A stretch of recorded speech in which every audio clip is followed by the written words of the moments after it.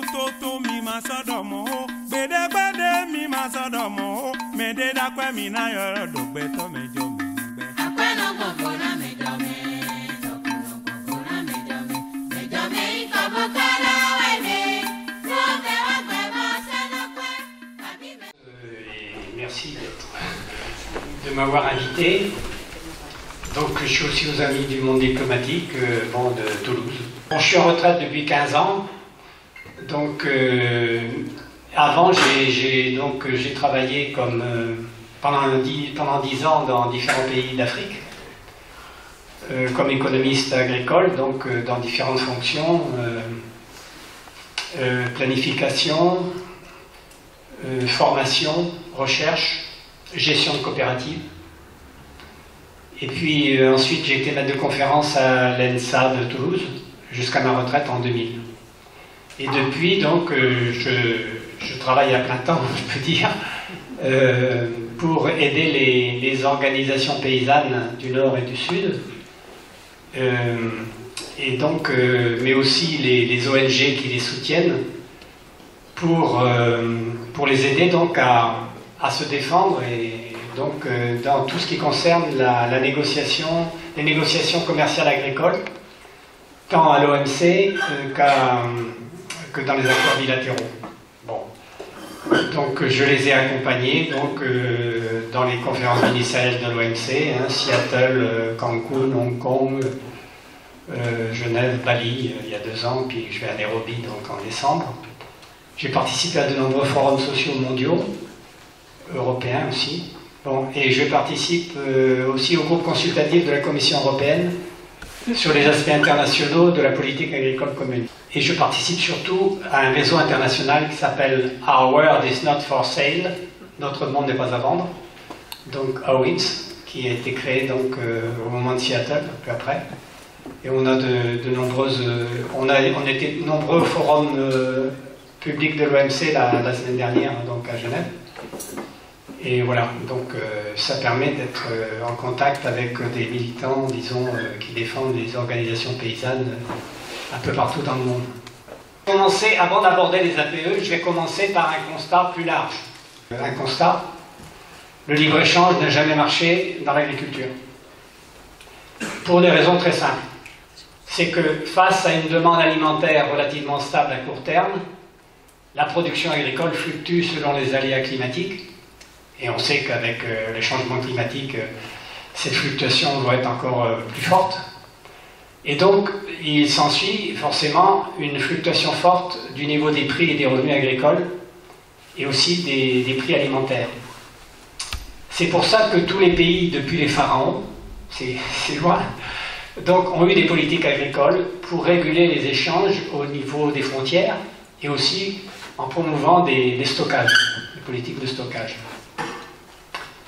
Et c'était, disons, une conviction tellement ancienne, tellement forte, que le GATT, créé donc en 1947, cette organisation internationale, donc créée en 1947 au lendemain de la guerre, pour promouvoir le libre-échange dans tous les domaines, avait admis, très rapidement, des exceptions agricoles pour des exceptions agricoles. Il n'y avait jusqu'à l'OMC, donc jusqu'à 1995, aucune limite dans le niveau de la protection à l'importation et dans les formes que pouvait prendre cette protection. Et la forme qui a été prise, qui a été très efficace pour expliquer la forte production agricole, l'expansion agricole de l'Europe, c'était les prélèvements variables. C'est-à-dire qu'aucun produit ne pouvait rentrer à un prix inférieur au niveau du prix qui était rémunérateur pour la majorité des agriculteurs. C'est l'indice, enfin, c'est l'évolution donc de l'indice des prix alimentaires qui est élaboré par la FAO, donc vous voyez, de 1961 jusqu'à août dernier, jusqu'au mois dernier. Donc vous voyez la très forte fluctuation des prix. Ça, c'est un indice global de l'ensemble des prix des produits alimentaires. Les céréales, les oléagineux, les viandes, les produits laitiers, le sucre, etc. Donc c'est un indice synthétique. Et on voit qu'en pouvoir d'achat constant, donc en août dernier, et ça continue, donc les prix alimentaires mondiaux sont pratiquement revenus au niveau de 2006, qui était avant la flambée des prix qu'on a connue. Donc voilà. Et donc, et on ne sait pas si si ça ne va pas continuer encore, quoi. Bon, vous voyez, donc cette très forte volatilité des prix, donc dans un monde de plus en plus non régulé. Face à ces prix, eh bien, tous les agriculteurs du monde sont évidemment sont très désarçonnés, quoi. Même les agriculteurs, je dirais, des pays développés qui reçoivent quand même des aides directes fortes. Hein, ces aides directes ont été accordées à un moment, bon, sur la base donc des années 2000 à 2002 dans l'Europe, et où les prix étaient bas. Bon, ils ont fortement augmenté, maintenant qu'ils rebaissent. Bon, donc, disons l'Union européenne aussi, enfin, je reviendrai, donc suit les États-Unis dans sa volonté à la conférence ministérielle de l'OMC qui aura lieu en décembre prochain, eh bien, on ne remette pas en cause les subventions agricoles, on ne leur demande pas de les baisser. La forte pression des firmes agroalimentaires des États-Unis et de l'Union européenne d'une part, la définition du dumping dans le GATT d'autre part, ont incité donc les États-Unis et l'Union européenne, qui arrivaient au haut de l'échelle de la compétitivité agricole mondiale, bon, ben, ils se sont dit, donc maintenant qu'on est en position dominante, eh bien il faut qu'on change les règles pour que les pays en développement ne puissent pas adopter les mêmes, avoir les mêmes outils. Parallèlement, donc au milieu des années 80, donc ils ont dit, on va changer nos politiques agricoles, justement en baissant fortement le niveau des prix agricoles minima garantis, ce qu'on appelait les prix d'intervention dans l'Union européenne, les loan rates aux États-Unis, et on va compenser les agriculteurs par des aides des États-Unis et l'Union européenne, en même temps donc qu'ils changeaient les règles de leur politique agricole, négocier ensemble, en face à face, donc les règles de l'accord sur l'agriculture de l'OMC, en déclarant que ces aides directes qu'ils accordaient à leurs agriculteurs, bon, ils seraient considérés comme n'ayant pas d'effet négatif sur les échanges. Ces deux pays, donc, ont décidé, pour changer les règles, bon, de lancer donc une négociation commerciale internationale multilatérale au GATT, dite de l'Uruguay, hein, l'Uruguay Round, qui a commencé en 86, qui s'est terminé en 93, et le but étant de faire rentrer l'agriculture, donc de ne plus concéder les mêmes exceptions dont elle avait bénéficié depuis 1947. Sachant que ces pays, eux, contrairement aux pays développés, où le pourcentage des actifs agricoles était déjà très bas, ces pays en développement, donc les plus nombreux, bon, avec des actifs agricoles représentant plus de la moitié en général de la population active, donc ils n'avaient pas les moyens de subventionner. Donc une double peine donc aux pays en développement. Les nouvelles règles donc allaient leur imposer de baisser, notamment les pays non PMA, hein, bon, donc pas les plus faibles, parce que les plus faibles, déjà depuis le début des années 80, dans le cadre de ce qu'on appelait les politiques d'ajustement structurel de la Banque mondiale et du FMI, déjà ils avaient été astreints à ne pas augmenter leur protection, hein, et même à la baisser, leur protection d'importation. Dans les subventions, il y a à la fois les subventions qu'on accorde au niveau de l'exportateur, que l'accord de l'OMC considère comme étant uniquement, qu'elle définit comme étant des subventions à l'exportation. Et puis, il y a les aides directes internes, qui, elles, profitent à tous les produits, y compris aux produits exportés. Mais l'Union européenne ne fait que, enfin, jure, et Stéphane Le Foll pareil, que depuis 2014, l'Union européenne n'accorde plus de subventions à l'exportation. Oubliant que l'essentiel de ces subventions, c'est les subventions internes qui profitent aussi, bien sûr, aux produits exportés. Et là, à 4 reprises, l'organe d'appel de l'OMC a jugé, dans l'affaire des produits laitiers du Canada en décembre 2001 et décembre 2002, dans l'affaire, quand je dis l'affaire, c'est la poursuite, hein, à l'OMC, de certains États qui poursuivent d'autres pour ne pas respecter les règles. Donc l'affaire du coton des États-Unis de mars 2005 et l'affaire du sucre de l'Union européenne d'avril 2005 également, l'organe d'appel de l'OMC a jugé que les subventions internes qui profitent aux produits exportés doivent être prises en compte lorsqu'on calcule le dumping. Donc sont considérées comme des subventions à l'exportation, de la même façon. Ces jugements de l'organe de règlement des différends, tant au niveau, disons, du premier échelon, les panels, qu'au niveau de l'appel, eh bien, les membres de l'OMC, ce sont les États, eh bien, ils considèrent qu'elles n'ont pas de valeur légale de précédent. Donc, mercredi dernier, donc, la conférence plénière d'ouverture du Forum public de l'OMC à Genève, j'ai interpellé, il y avait parmi les 6 femmes, c'était toutes des femmes, bizarrement, qui formaient les intervenantes à ce panel, dont la ministre du Commerce du Kenya, qui va recevoir donc la conférence ministérielle en décembre. Et il y avait une représentante de l'organe d'appel qui était là. Et je l'ai interpellée en lui demandant de confirmer qu'il y avait eu donc une assimilation par l'organe d'appel des subventions internes aux subventions d'exportation pour calculer le dumping.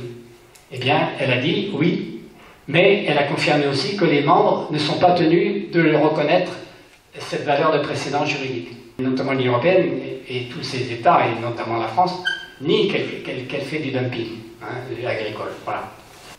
Le dumping, c'est quand on exporte à un prix inférieur au coût de production. On vend, même disons qu'on peut même le concevoir le dumping en dehors de l'exportation. On fait du dumping quand on vend à perte. Pour le GATT, donc, il n'y a pas de dumping tant qu'on exporte au prix du marché intérieur. Voilà. Et c'est cette définition du dumping qui a amené justement les États-Unis et l'Union européenne à lancer du Ruggerand et à changer les règles. Parce qu'ils se sont dit donc, si c'est ça la définition du dumping, ben on va baisser les prix du marché intérieur, donc on va le rapprocher du prix mondial, donc on pourra exporter pratiquement au prix mondial, donc sans dumping, puisqu'on exportera au prix du marché intérieur.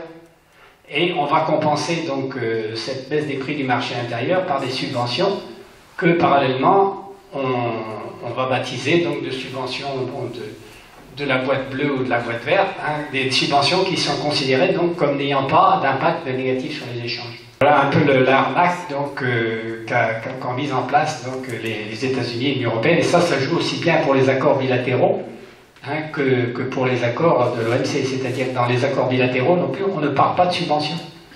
Les subventions, la question des subventions est considérée comme du domaine exclusif de l'OMC. Donc dans le TTIP ou dans le CETA, etc., ou dans le TTP qui aussi vient d'être conclu donc, avec les pays du Pacifique, par les États-Unis et d'autres, la question des subventions n'est pas du tout abordée. Les subventions de la boîte verte sont déclarées des subventions qui n'ont pas du tout d'effet de distorsion des échanges et que donc on peut augmenter sans limite. Et au contraire, les subventions donc, qui sont dites, qui sont liées au niveau du prix ou au niveau de la production, on dit qu'elles sont des subventions couplées donc au niveau du prix de la production, on dit celles-là, elles ont un impact négatif sur les échanges et donc celles-là devront être réduites. Voilà. Et les subventions qui ont le plus d'impact négatif sur les échanges, bon, c'est les subventions explicites à l'exportation, celles-là aussi doivent être réduites. Bon. Cette distinction est à la base des changements des règles de la PAC, et c'est pour ça que donc, les agriculteurs, depuis européens, donc depuis 2005, ça a commencé en 2005 dans plusieurs pays, en France on a commencé qu'en 2006, donc ils touchent la même somme en moyenne qu'ils ont touché en moyenne de 2000 à 2002, et ils ne sont même pas obligés de produire. Ils ne sont pas obligés de produire. La seule chose, c'est qu'une fois par an, ils doivent passer une herse pour empêcher que les mauvaises herbes se développent. Il faut que la terre soit restée en état de produire. Voilà, c'est tout. Bon. Et donc, moyennant quoi, il y en a qui peuvent faire les 3 N, maïs, mer, montagne, tout en touchant donc leurs subventions. Et comme ces subventions ne sont pas limitées en surface, donc il y en a qui ont des gros paquets, il y en a qui ont plus d'1 million de subventions. Bon, la reine d'Angleterre, le prince Régnier, enfin le roi de Monaco, etc. et bien d'autres. Bon. Mais bon, voilà. Alors le problème, c'est qu'actuellement, ces subventions donc, de la boîte verte, ça représente près de 40 milliards d'euros dans l'Union européenne. Mais elles sont tellement importantes que s'il n'y avait pas ces subventions, pratiquement tous les agriculteurs disparaîtraient, parce que c'est l'essentiel de leur revenu. Dans plusieurs filières, pour les céréales, les oléagineux, les les produits laitiers et les viandes rouges, maintenant ces subventions représentent plus de 100% de leur revenu net. C'est-à-dire non seulement ça paye leur salaire, mais ça paye aussi une partie de leur consommation intermédiaire. Si on veut favoriser la souveraineté alimentaire, si on veut changer les règles actuelles pour promouvoir la souveraineté alimentaire dans tous les pays, ben, il y a 5 règles qu'il faut changer dans les règles actuelles. Réautoriser les exceptions agricoles du GATT, c'est-à-dire considérer que les produits agricoles ne sont pas des produits comme les autres, les produits alimentaires, et que tous les pays doivent avoir le droit donc, de protéger leurs agriculteurs par des droits d'importation, hein, et si possible des prélèvements variables qui permettent aussi de lutter contre la volatilité des taux de change, d'avoir donc des prix fixes dans la monnaie nationale. Réformer la définition du dumping, hein, en disant que le dumping doit prendre en compte donc vendre au prix du marché intérieur à condition que ce prix ne soit pas abaissé par des subventions. Hein, voilà, donc pour neutraliser ça. Troisième chose, abolir la distinction des subventions selon la couleur des boîtes dans lesquelles, enfin selon qu'elles sont vertes, blanches, rouges. Et je dirais même que ce sont les subventions de la boîte verte, soi-disant qui ont le moins d'effet de distorsion des échanges, qui sont en fait les plus justement, qui ont le plus d'impact négatif, puisqu'elles peuvent augmenter sans limite, alors que les autres subventions sont astreintes à des plafonnements, voire à des réductions. Bon, quatrième chose, réécrire l'article 9 de l'accord pour dire que toutes les subventions internes aux produits exportés sont des subventions à l'exportation. Et cinquième, changer les règles aussi, parce que c'est ça, c'est un sujet qui est depuis 2 ans, qui mobilise beaucoup le G33, enfin le groupe des pays en développement qui sont importateurs nets, dont l'Inde, puisque ce qui est en débat, et qui va être encore en débat à Nairobi, c'est le fait que, c'est complètement absurde, hein, mais l'Inde, elle a un grand programme pour aider les consommateurs pauvres et les paysans pauvres. Bon, en Inde, la taille moyenne des exploitations, elle est de l'ordre d'1,5 hectare, à peu près. Hein, bon. Et donc la majorité des paysans donc, ont assez peu de choses à vendre. Et donc, et aussi une grande partie de la population qui est évidemment très pauvre. Et donc, l'Inde a en place un programme d'aide alimentaire qui est basé sur le fait que, au moment de la récolte, elle achète le blé et le riz à un prix supérieur au prix qu'à ce moment-là, les commerçants privés étaient prêts à acheter. Donc, on dit donc que c'est un prix administré, donc un prix garanti en quelque sorte. Bon.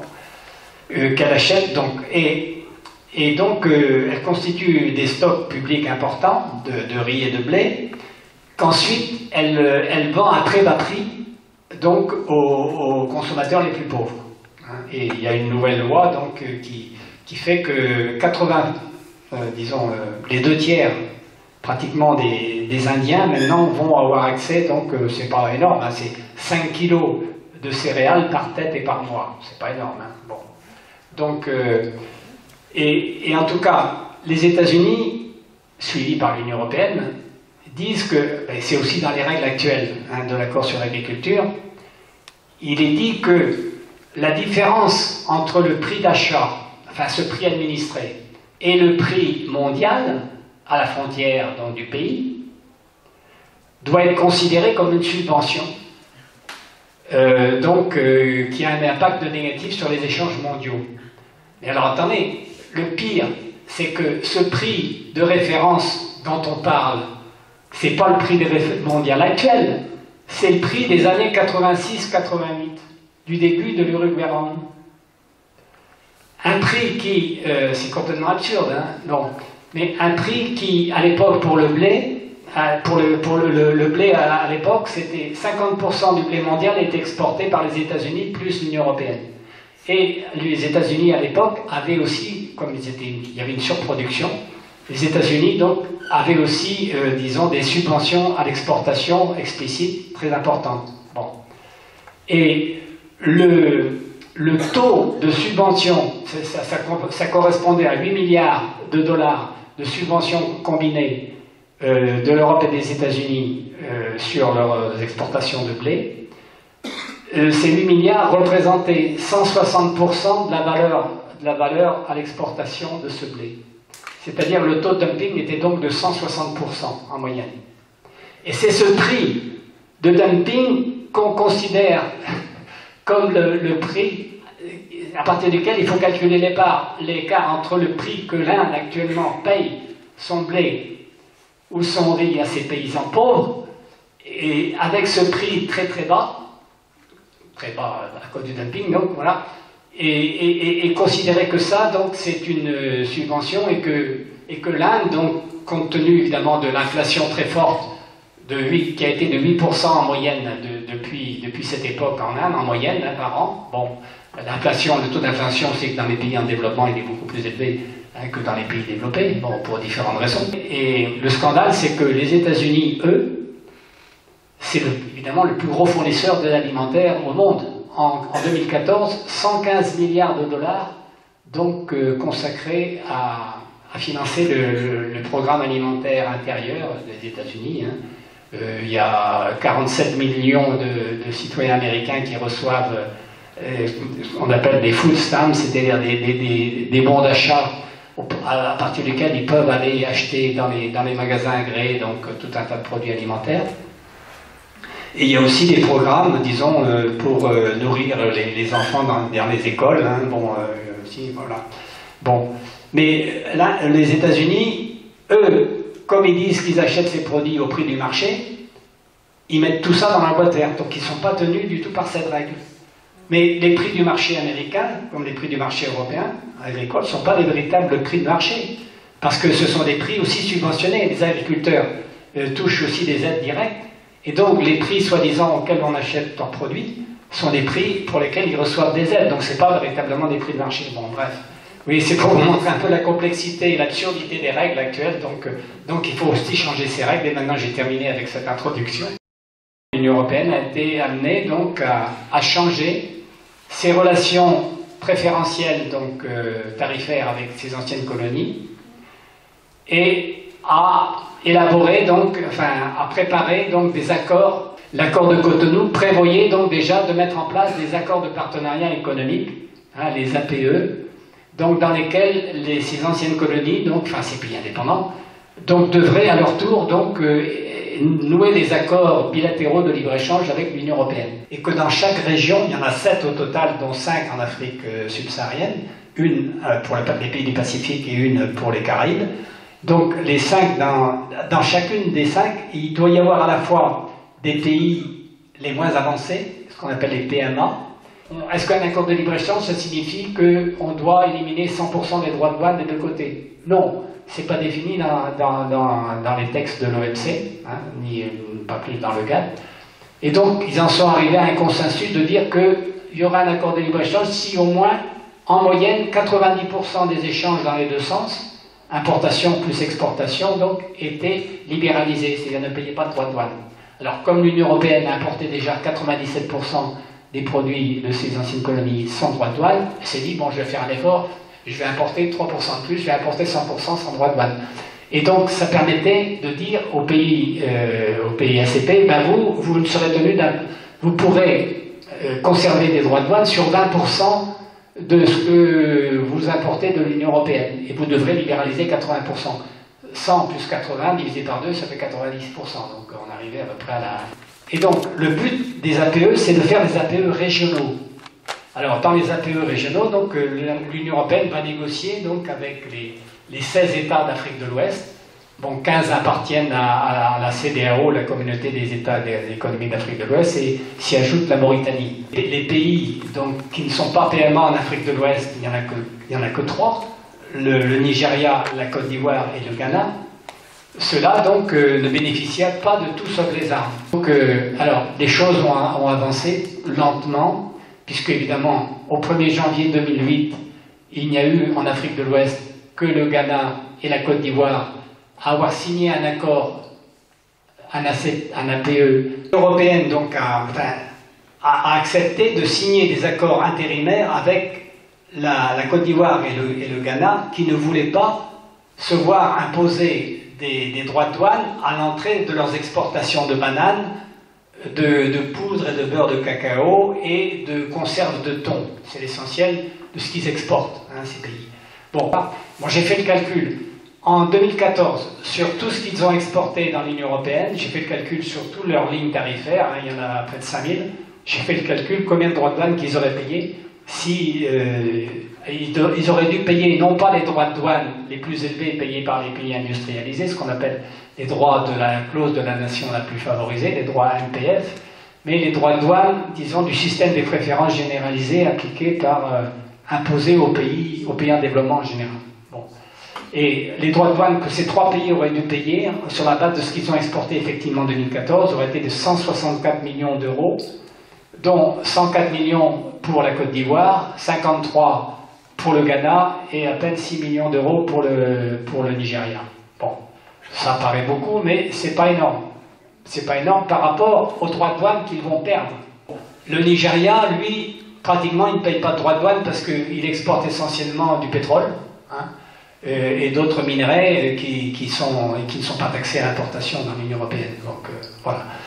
En janvier dernier, le Conseil des ministres des Affaires étrangères de l'Union européenne a signé l'accord APE avec l'Afrique de l'Ouest. Ça a été fait.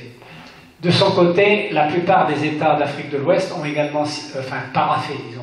En termes juridiques, c'est pas la signature encore officielle, c'est le paraphe. Bon, c'est un peu... Pourquoi l'APE a été signée? Parce qu'il y a essentiellement trois groupes français. Donc la compagnie fruitière qui exploite et qui possède et qui, disons, transporte dans ses propres bateaux l'essentiel des bananes du Ghana, de Côte d'Ivoire et du Cameroun, hein, Fabre, hein, bon. Il y a aussi, disons, Mimran, le groupe Mimran, qui est un Français d'origine libanaise, qui possède les grands moulins de Dakar, les grands moulins d'Abidjan, les grands moulins du Tchad, qui a permis de faire baisser de 5 à 0% donc les droits de douane sur le blé et sur les choses. Et il y a le troisième, c'est le groupe Bolloré, hein, Vincent Bolloré, donc qui touche à tout, hein, et donc qui participe aussi à l'exportation des 2/3 du cacao de Côte d'Ivoire. Voilà.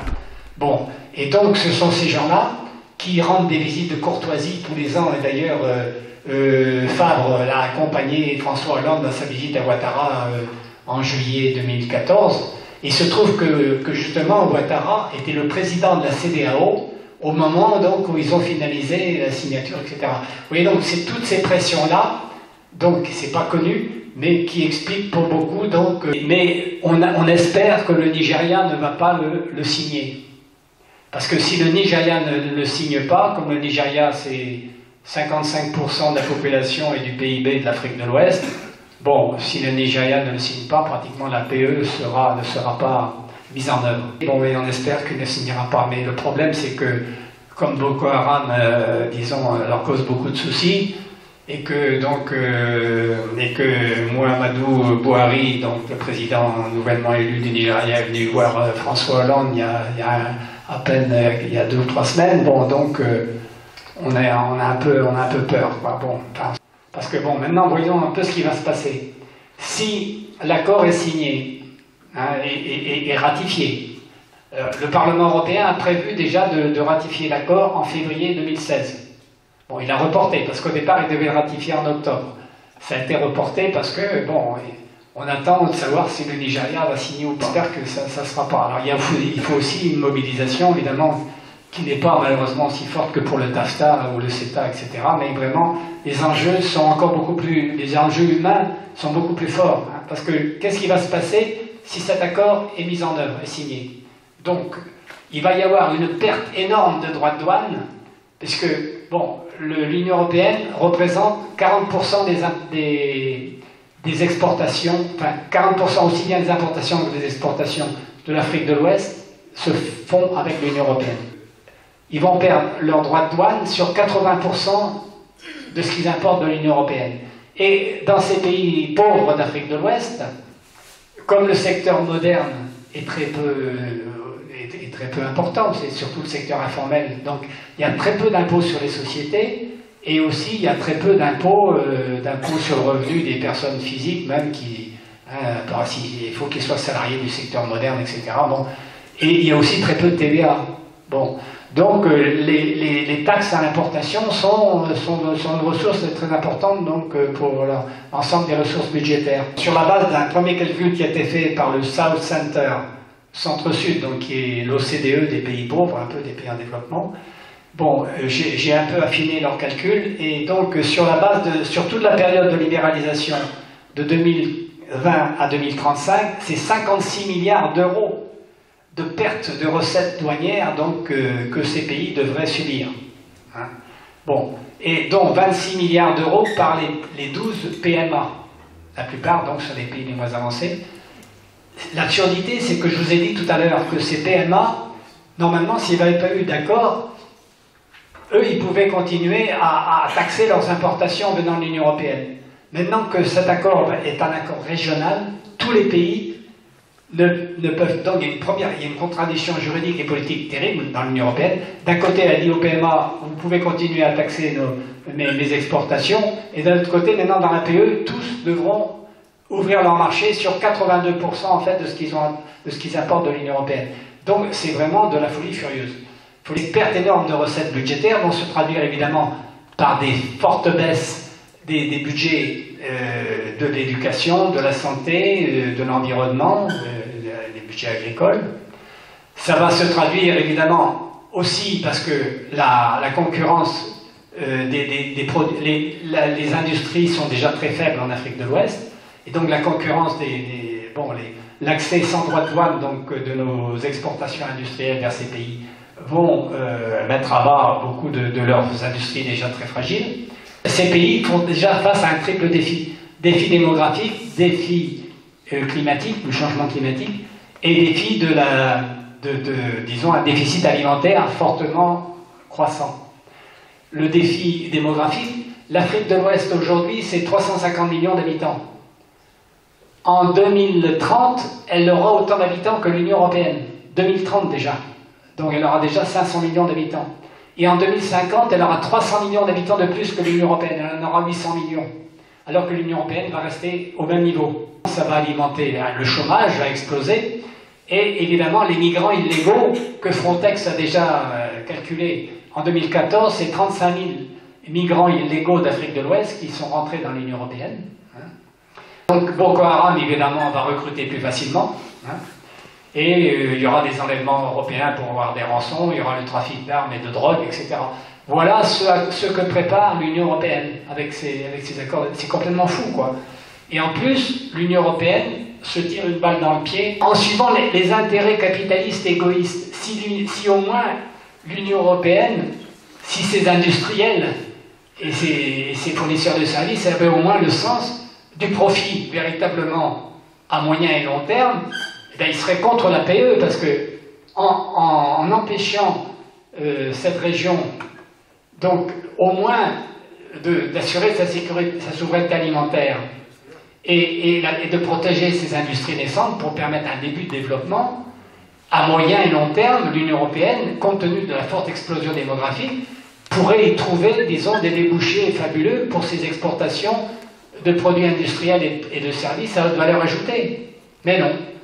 On voit à très court terme, on veut vendre à tout prix. Évidemment, dans les 20% qui ne sont pas obligés d'ouvrir, qui peuvent conserver avec des taxes. Ils ont mis aussi, évidemment, beaucoup de produits alimentaires. Mais pas seulement, parce qu'ils ont aussi des industries naissantes qu'ils veulent protéger. Et donc, dans les produits alimentaires qui ne sont pas protégés, il y a notamment les céréales, en dehors du riz. Le riz, il reste à 10%. Mais le blé, le maïs, qui est un aliment de base dans toute la zone côtière de l'Afrique, du golfe de Guinée, là, bon, et même dans le sud du Sahel, ça va passer de 5% à 0%. Et la poudre de lait, qui est l'essentiel, dont ils importent aussi beaucoup, qui est 95% des produits laitiers importés par l'Afrique subsaharienne, c'est sous forme de poudre de lait. Poudre de lait maigre ou poudre de lait grasse, qu'ils transforment ensuite pour en faire des yaourts, etc. Bon. Donc ça va aussi passer de 5% à 0%. Donc ça condamne donc la possibilité de développer un élevage dans toute la zone sahélienne, pourtant il y a des possibilités. Et ce qui est intéressant, c'est de comparer avec ce qu'a fait le Kenya et plus largement les 5 pays d'Afrique de l'Est. En Afrique de l'Est, ils ont mis le droit de douane sur la poudre de lait qui était de 25% en 1999, ils l'ont monté à 40% en 2002 et à 60% en 2004. Et depuis 2004, certaines années, l'Afrique de l'Est est exportatrice nette de produits laitiers. Et elle a une consommation moyenne de 105 litres par tête et par an, contre une moyenne de 35 litres pour toute l'Afrique subsaharienne et de 15 litres dans l'Afrique de l'Ouest. Sachant qu'en Afrique de l'Ouest, dans ces 15 litres, il y en a les 2 tiers qui sont importés. Donc vous voyez un peu l'absurdité. Mais dans les APE interdisent d'augmenter les droits de douane actuels. Comme ils sont de 5%, donc l'Afrique de l'Ouest ne les a pas augmentés.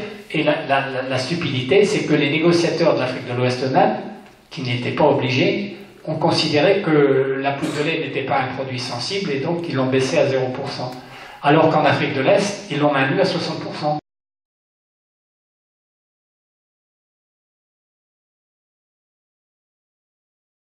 Le témoignage qu'on a eu pendant le forum public de l'OMC, on a fait une session, donc j'ai participé à une session donc, avec le ROPA, Mamadou Sissoko, si certains le connaissent, bon, donc à l'OMC, là, et il y avait donc un membre de la société civile allemande qui était là, et qui disait que depuis 15 jours, donc, ils font des conférences dans 10 grandes villes d'Allemagne sur les APE, et donc ils font une marche, des marches et des conférences donc, dans 10 villes, donc ils se mobilisent, disons, plus qu'en France, quoi. Et en plus, ils ont mobilisé, justement, ce qui ne s'est pas fait en France ou ailleurs, ils ont mobilisé la diaspora africaine qui est présente en Allemagne pour les sensibiliser sur la question des APE. Bon, je crois qu'il y a énormément d'Africains aussi en France. Potentiel aussi, disons, pour les sensibiliser, pour qu'eux-mêmes donc sensibilisent leurs familles qui sont restées là-bas. L'histoire n'est pas écrite, l'homme est libre, même s'il y a toutes ces contraintes dont il est bon d'avoir conscience. Moi, je ne désespère pas de changer le monde. Sinon, à 80 ans, je ne serais pas encore là, donc en train de me battre tous les jours.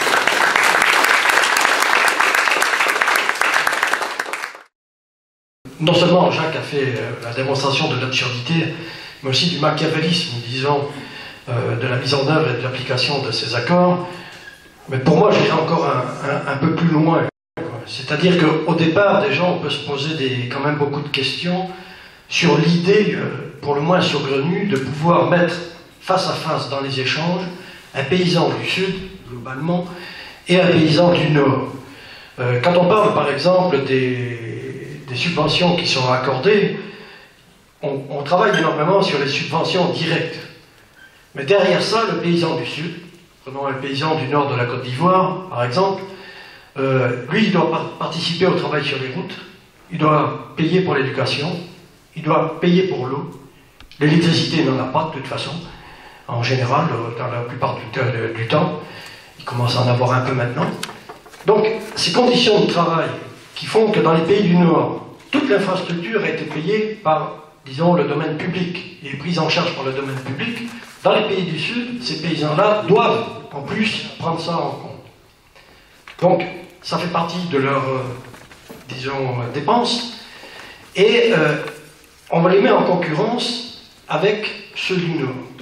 Donc, rien que cette idée-là, pour moi, déjà, je devais dire, au départ, il y a quelque chose qui ne peut pas marcher. Si ce n'est vouloir maintenir une position dominant-dominée, un point c'est tout, parce que ça se résume à ça. Quand les APE ont été mis en place, il y a quelque chose d'encore très important qui s'est passé. C'est-à-dire, avant, ces accords étaient gérés par les accords de Cotonou, comme on dit. C'était la division des PDEV, comme on l'appelle, division du développement, à Bruxelles. Et puis, au moment des APE, c'est passé à DP-Trade, c'est-à-dire le commerce. C'est-à-dire, on donne l'impression que la politique agricole des pays du Sud, mais aussi ceux du Nord, peut être gérée et uniquement gérée à travers le commerce. Or, qu'est-ce qui se passe pour les pays du Sud? En plus, derrière, c'est l'histoire de la relation avec la dette. Tous les organismes internationaux, pratiquement, ont participé au fait d'orienter les politiques agricoles vers des filières, comme on dit, productives, pour l'exportation, et en particulier pour pouvoir rembourser la dette. C'est comme ça que ça a fonctionné, et c'est comme ça qu'on est arrivé à la situation dans laquelle on est actuellement. Plus grave encore, on est en 2015. J'ai travaillé pendant 30 ans, disons, pratiquement, j'ai vécu dans les pays du Sud et en Haïti, en Afrique et en Haïti. Dans la plupart de ces pays, même avec toutes les ONG qui sont en place actuellement, on n'a pratiquement jamais des données sur le revenu minimum pour les paysans pour vivre dans la dignité, c'est-à-dire pour se payer les 15 services fondamentaux. On ne l'a pas, c'est-à-dire qu'ils sont en bout de chaîne, on leur donne le reste. Le paysan de la filière coton est certainement le seul à ne pas pouvoir se payer une chemise en coton neuve. Il a droit effectivement à se payer une chemise en coton, celle qu'on lui renvoie quand les Européens ou les Américains les ont usagées et qu'on le renvoie sur les marchés d'occasion. Donc voilà où on en est. Il ne peut pas scolariser ses enfants, toutes ces choses-là. On est en 2015 et voilà où on en est, disons, sur les stratégies d'agriculture qui font que les pays du Sud, pour la plupart d'entre eux, continuent à s'enfoncer de manière extrêmement grave. Je voudrais seulement rajouter, j'ai effectivement passé 15 ans à la Banque mondiale. Donc 4 ans en poste, 8 ans en poste à Abidjan, pour l'Afrique de l'Ouest, et 8 ans au cœur de la bête à Washington.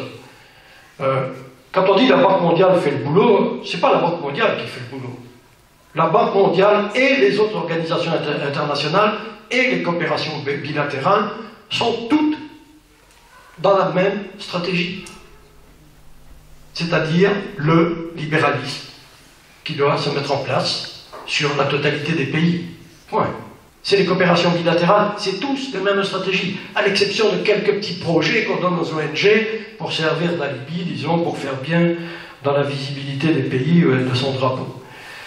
Donc, je suis, comme Jacques, dans une fausse retraite depuis 2005. Je continue à travailler dans les pays du Sud et à travailler avec des collègues qui sont sur le terrain, y compris par les moyens modernes qui permettent effectivement de pouvoir s'appuyer les uns les autres en étant bon, l'ALENA, rapidement, qui a été un des premiers grands accords entre le Mexique, les USA et le Canada, qui a été signé en 1994.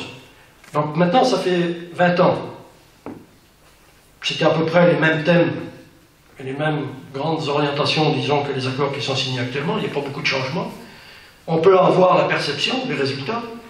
Ce qui a été vendu au Canada, au Mexique, en 1994, c'était un accroissement de l'emploi de 11%, un accroissement du PIB de 11% et un accroissement des salaires de 16%. 2015, on est soit à zéro, soit en dessous de zéro. Donc aucun des objectifs qui avaient été promis n'a été atteint.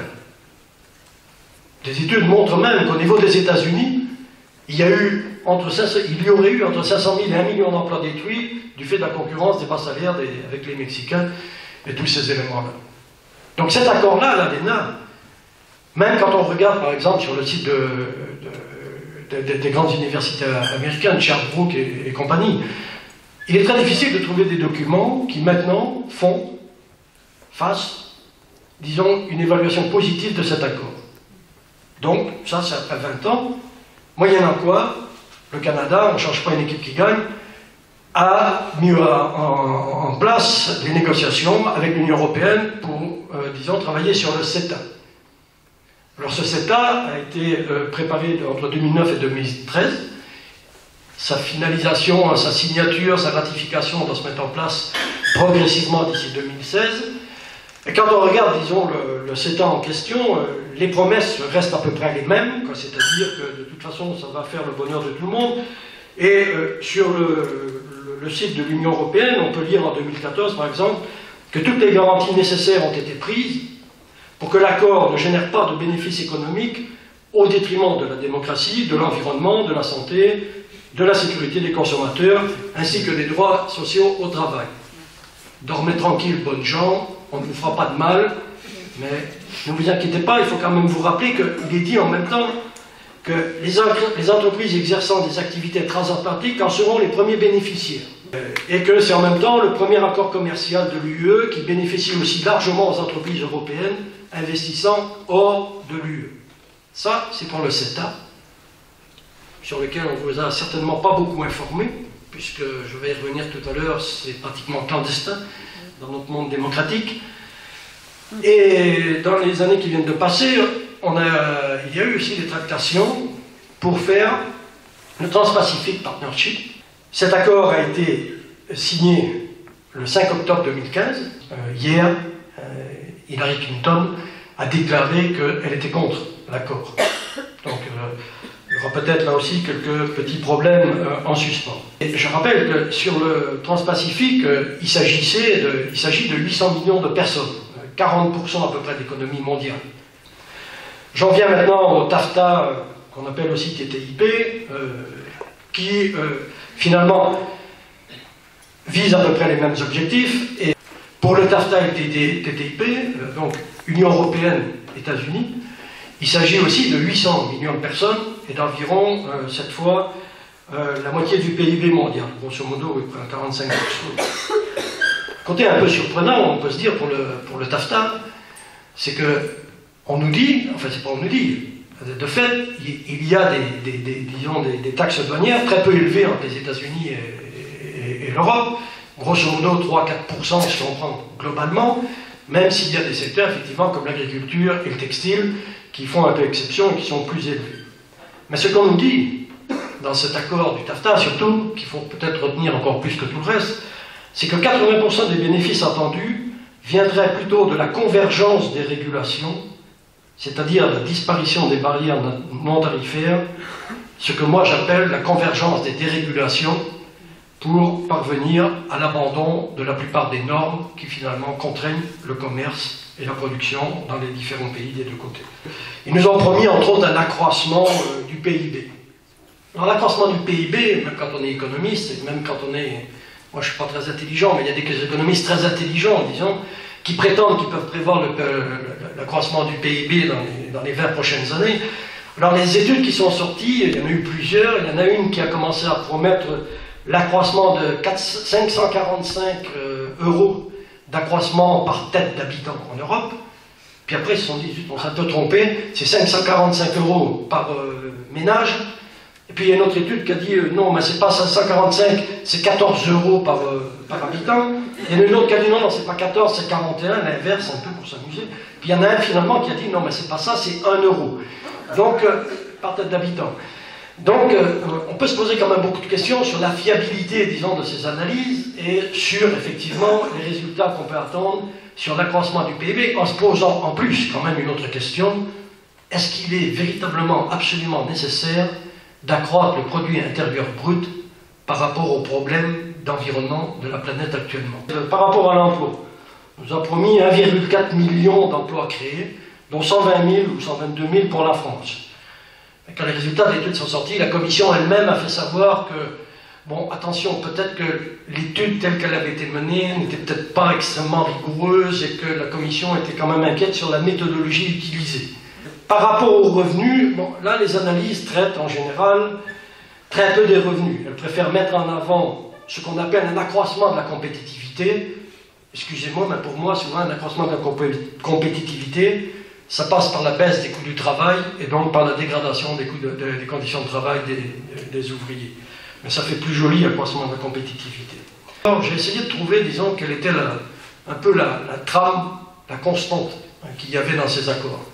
Parce que quand même, ça fait 20 ans que ça dure et ça continue. Il y en a d'autres, on y reviendra tout à l'heure, il y en a d'autres qui sont derrière au cas où cela ne marcherait pas, ne vous inquiétez pas, ils ont encore des moyens de continuer. Pourquoi ? La première constante de ces accords, c'est le secret. Le secret total, absolu. C'est-à-dire, on ne vous donne pas les informations sur les termes de la négociation, on ne vous donne pas les avancements. Les responsables politiques des différents pays n'ont même pas le droit, jusqu'à dernièrement, parce qu'il y a eu tellement de pression que finalement ils ont lâché un peu de l'Est, en autorisant finalement les gens, à condition qu'ils n'aient pas d'ordinateur, à condition qu'ils n'aient pas de téléphone portable, qu'ils ne puissent pas photographier et qu'ils se taisent, surtout quand ils sortent, d'aller consulter dans des salles un certain nombre de documents. On dit que ces accords-là ne peuvent pas être, disons, négociés de manière publique, parce qu'il s'agit de problèmes industriels et commerciaux. Ceci dit, dans le même temps, l'OMC avait des négociations qui étaient publiques, la plupart du temps, même s'il y avait des choses qu'il fallait aller chercher. Et puis l'Organisation internationale de la propriété intellectuelle des Nations Unies, qui s'occupe aussi quand même d'un certain nombre de choses qui sont importantes. Les négociations sont publiques. Deuxième élément important, disons, dans ces accords, c'est la dénomination. J'y reviendrai tout à l'heure. On appelle ça des accords de libre-échange. Tous. Je reviendrai tout à l'heure. Pour moi, je me disais qu'un jour, il faudrait que j'écrive un dictionnaire de l'économie, le dictionnaire des mots qui tuent. Parce que derrière, il y a quand même des choses étranges.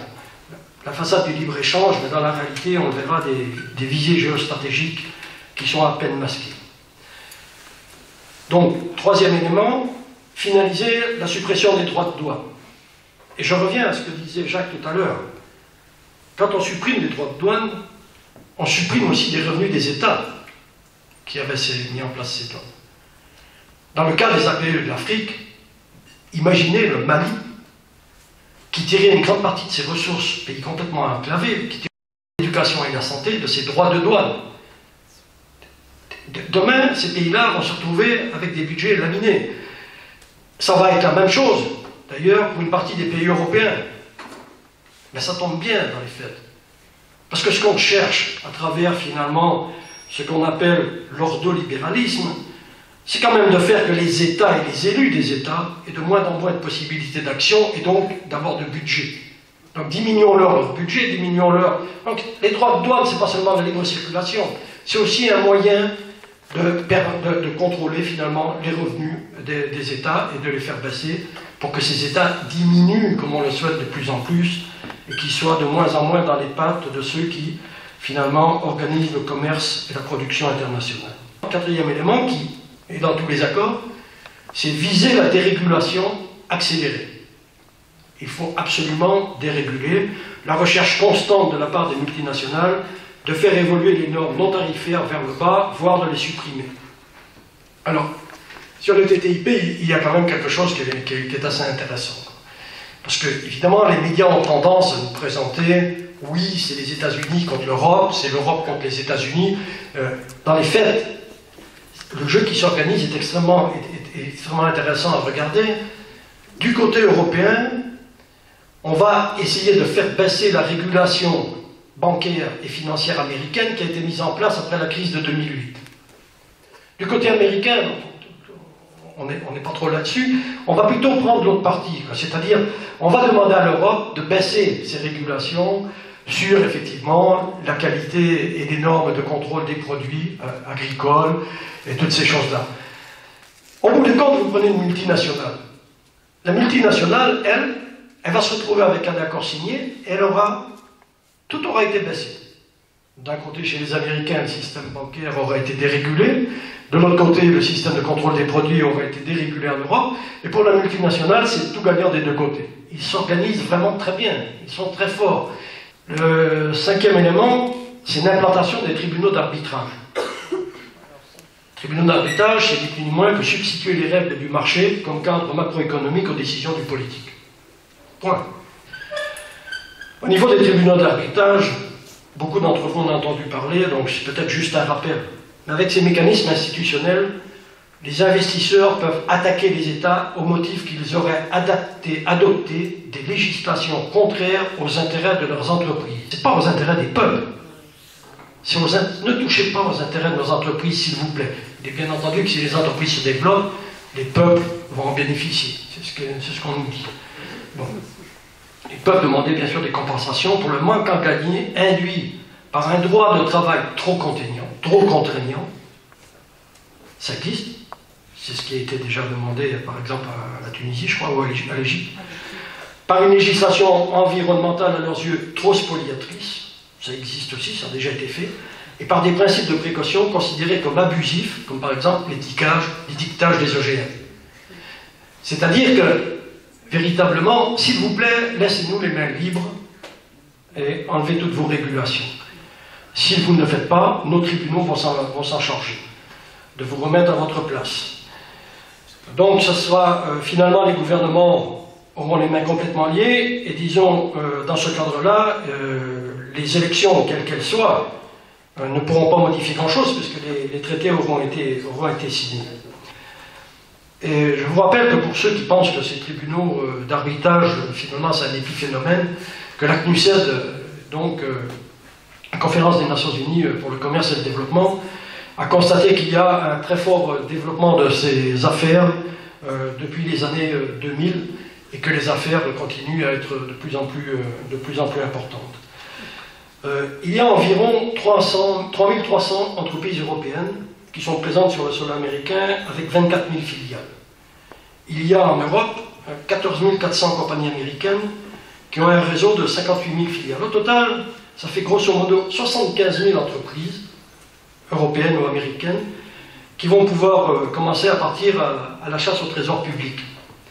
C'est-à-dire attaquer les États. Vous êtes en train de nous empêcher de faire des bénéfices. Nous vous mettons devant un tribunal d'arbitrage et vous allez devoir payer parce que vous nous avez empêchés de faire des bénéfices. Pour information, je voudrais vous rappeler que l'Australie a refusé ce qu'on appelle l'ISDS, ces tribunaux d'arbitrage, avec les USA en 2005. C'est-à-dire que l'Australie a dit non, nous ne voulons pas le tribunal d'arbitrage dans nos accords. On leur a dit à ce moment-là, dans les négociations préalables, on leur avait dit si vous faites ça, il y aurait une diminution des capitaux qui vont venir chez vous, c'est sûr. Ils ont fait ça, il ne s'est rien passé.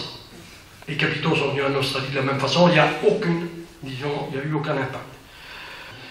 La conférence des législateurs des 50 États américains, donc les grands représentants des législateurs américains, s'est opposée à l'ISDS dans le TTIP. Donc même les législateurs américains pensent que ces tribunaux-là, ça commence à dépasser les limites. Il y a même, disons, si vous allez sur les sites de Bloomberg, enfin, disons les sites des gens qui brassent de l'argent et qui s'occupent des affaires, commence à y avoir de grosses réticences par rapport à ces tribunaux. Il y aurait ce qu'on appelle une clause crépusculaire. C'est joli, n'est-ce pas? Ça va, une clause crépusculaire, c'est une clause qui permet qu'une fois qu'un accord s'est arrêté, un certain nombre de ces principes restent valables pendant 20 ans. Donc ça veut dire, tribunaux d'arbitrage inclus dans le CETA, on remet en cause le CETA pendant 20 ans, il y aurait une clause crépusculaire qui nous permettrait encore de bénéficier des avantages de ces fameux tribunaux d'arbitrage. L'ordolibéralisme est plus qu'une stratégie économique, c'est une idéologie. Elle subordonne l'action gouvernementale à la stricte observance d'un ordre. En l'occurrence, pour l'Union européenne, l'ordre des traités. Vous pouvez être un gouvernement, quel que vous soyez, vous ne pouvez pas outrepasser les traités que vous avez signés. Ces traités vont vous mettre l'ordre chez vous. Elle vise à substituer à la règle du libre marché aux potentielles décisions politiques, à tous les échelons de toutes les sociétés humaines. Pour les tenants de l'ordolibéralisme, personnalisé quasiment de manière caricaturale par le ministre des Finances allemand Schäuble, l'expression démocratique est certes possible, mais uniquement dans le cadre fixé par les traités. Les pays signataires doivent assurer la mise en conformité de leurs lois et de leurs règlements et des procédures avec les dispositions des traités.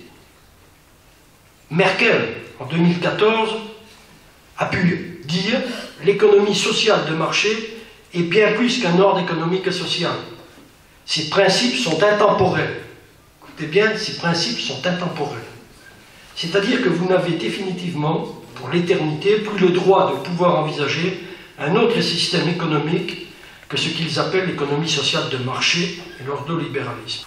La question qui nous est posée comme défenseurs de la démocratie est bien celle de déterminer qui établit ce cadre et pour combien de temps avec ces traités. Parce que si c'est le cadre dans lequel nous devons vivre et que finalement nos partis politiques, nos sociétés, nos gouvernants n'ont plus le droit, disons, de changer ce qui est inscrit dans ces traités, et ça pose quand même un sérieux problème par rapport à la démocratie. Mais il semblerait que dans le TTIP, un des systèmes de négociation s'articule autour de ce qu'on appelle les listes positives et négatives. Dans le temps, un traité, disons, affichait ses prétentions par rapport à une liste de domaines dans lesquels il affirmait qu'il faisait un certain nombre de choses. On est en train d'introduire, paraît-il, dans les négociations du TTIP, ce qu'on appelle les listes négatives. Si on ne parle pas de quelque chose, ça veut dire que ça fait partie du traité. Si ça n'est pas nommé spécifiquement, ça fait partie du traité. Et il y a ce qu'on appelle les systèmes de cliquet derrière. Vous prenez un domaine comme la santé. Le domaine comme la santé, par exemple, peut être considéré comme faisant partie ou ne faisant pas partie du traité. Mais comment est-ce qu'on décompose le domaine de la santé? Et là, derrière, il y a tout un système qui fait qu'on va prendre des parties du domaine de la santé qui peuvent faire partie du traité, d'autres qui ne font pas partie du traité, mais qui par la suite, petit à petit, puisqu'elles n'ont pas été nommées, pourront finalement être réintroduites dans la démarche du traité. Voilà à quoi on est en train de jouer derrière notre dos. Varoufakis posait à juste titre la question à laquelle on devrait essayer d'apporter une réponse. Comment est-ce qu'on peut concilier la permanence des États, la permanence des traités signés, et les changements d'orientation démocratique? Il n'y a aucun doute, pour moi en tout cas, que quelque part, disons, la démocratie est en droit de remettre en cause une partie des traités qui a été signés. Juste un mot sur l'accord de libre-échange et la géostratégie. Les accords de libre-échange et la géostratégie. C'est pas n'importe qui. L'ambassadeur des États-Unis d'Amérique à Bruxelles a pu dire il y a des raisons géostratégiques critiques pour conclure cet accord, le TTIP, le TAFTA. Nous en avons besoin pour solidifier la relation transatlantique, pour créer un équivalent économique à l'OTAN.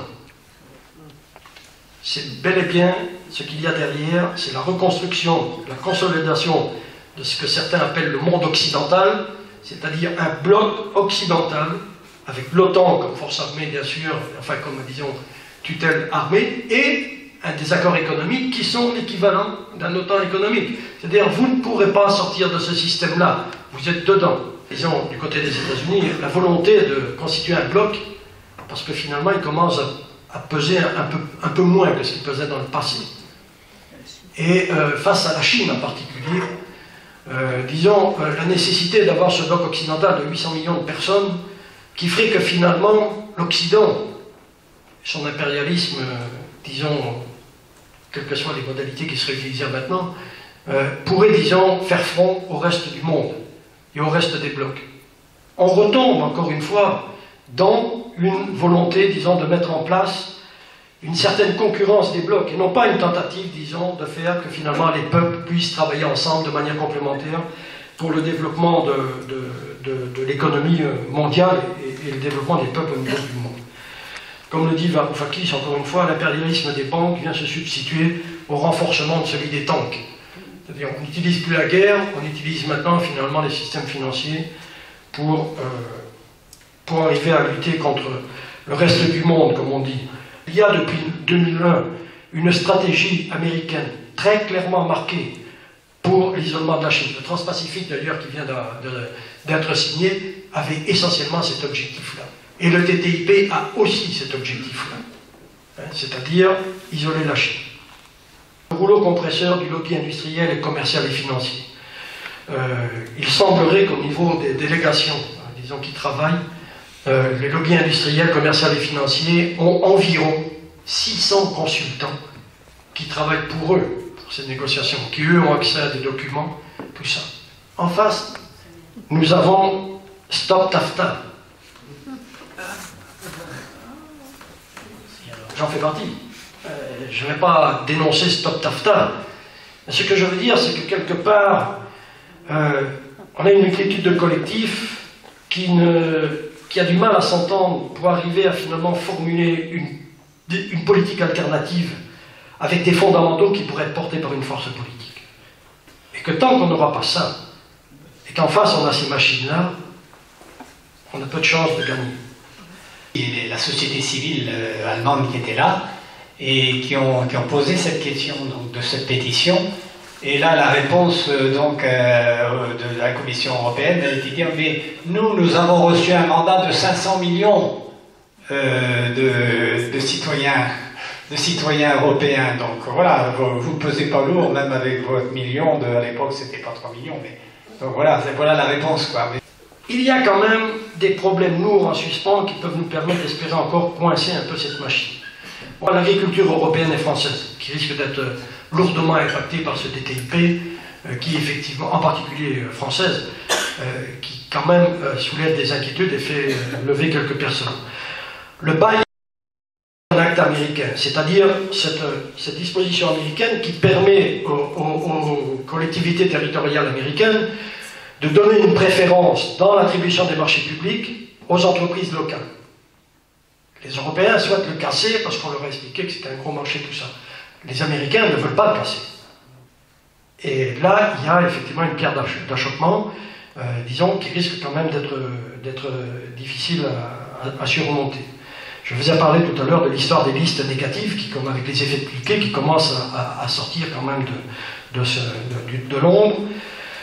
La crainte américaine de remettre en cause la régulation post-crise 2008, parce que quand même, ils n'ont pas fait beaucoup d'efforts, mais ils en ont fait, c'est quand même un peu plus dur chez eux qu'en Europe au niveau du système bancaire. Évidemment, le problème de l'Internet et de la circulation des données, qui reste quand même une grosse pierre d'achoppement, et le problème des tribunaux d'arbitrage, sur lesquels les Français et les Allemands commencent effectivement à ne pas être d'accord. Néocolonialisme, néolibéralisme, croissance, accumulation du capital. Ce que moi je constate, aussi bien en Europe d'ailleurs que dans les pays dans lesquels j'ai circulé, il y en a eu beaucoup, c'est qu'on est en face d'un système qui fait croire aux êtres humains qu'ils sont libres et responsables, quand le cadre qui détermine toutes leurs activités ne fonctionne qu'au profit du faible pourcentage des maîtres du système. Il n'est plus de mode de parler de lutte des classes, et pourtant il n'y a que deux catégories de population, celle des exécutants et celle des donneurs d'ordre. La classe moyenne est qu'un tampon à dimension variable qui sert de leurre pour motiver les exécutants à adhérer au système dans l'espoir de devenir des donneurs d'ordre, plutôt 1% que 10%. Et ce qui se passe actuellement, ce que certains appellent la crise, je rappelle, qui en tout cas pour moi n'est pas une crise du tout, c'est la continuité de la transformation des systèmes, est en train de rappeler à cette classe moyenne où est sa place. Les peuples africains vont être néocolonisés par les APE, les peuples européens et américains vont être exploités par le TTIP. Où est la différence? Peut-être une différence un peu dans la dimension de l'exploitation, mais le système est le même. Tous les peuples vont continuer à travailler pour ce qu'on appelle la croissance. Non, ce sont des traités facilitateurs d'accumulation et concentration des bénéfices du capital. Ce ne sont pas des traités de libre-échange. Ce qui est en face de nous, ce n'est pas quelque chose qui s'amuse. Ils savent exactement où ils vont. Quelque chose doit remplacer les gouvernements, et le pouvoir privé me semble l'entité adéquate pour le faire.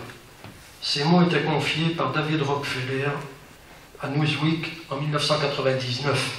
Là où le TTIP ne fonctionnerait pas trop bien, ou moins suffisamment, ils sont déjà en train de préparer ce qu'on appelle le teaser, c'est-à-dire un accord qui lui ira encore plus loin, puisque lui il envisage de toucher tous les services publics. C'est déjà en préparation. Alors comment est-ce qu'on le sait? On le sait, on est en démocratie, donc on nous a tout dit. Pas tout à fait quand même. Parce que pour ça, on l'a su à travers Wikileaks et à travers les fuites organisées par Wikileaks.